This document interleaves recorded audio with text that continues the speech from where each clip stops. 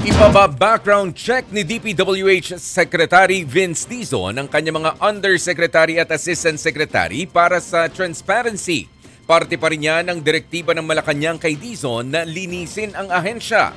Makikipagtulungan naman ang DPWH sa NBI at pribadong sektor para busisiin ang background ng 14 na opisyal. Sa gitna ito ng kontrobersya sa maanumalyang flood control project. Samantala, bubuhayin muli sa Kamara ang komiteng tututok sa salin ng mga kongresista. Pero para sa ilang mambabatas, mas mainam daw ilantad na lang ito sa website ng Kamara para mas madaling makita ng publiko. Narito ang report ni Marian Enriquez.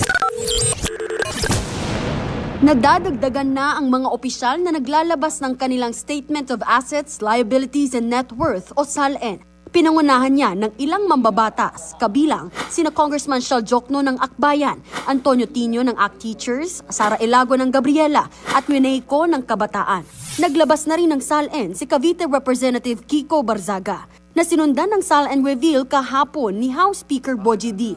Sa isinapubliko niyang dokumento, lumalabas na 74 million pesos ang halaga ng kanyang yaman. Una nang sinabi ng House Speaker na nire-repaso pa nila ang guidelines sa paglalabas ng SALN ng mga mambabatas. Ayon kay D, bubuhayin ang SALN Review and Compliance Committee sa Kamara. Nagtalaga na nga ng mga miyembro ang House Speaker para sa komite. Rekomendasyon naman ni Kamanggagawa Party List Representative Eli San Fernando bakit hindi ilagay sa website ng Kamara ang mga SALN ng kongresista.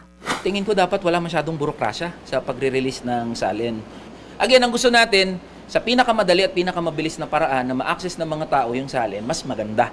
Sa Senado naman, si Senator Risa Hontiveros ang unang nag-SALN reveal. Sumunod na rin sina Senate President Tito Soto at Senator Robin Padilla.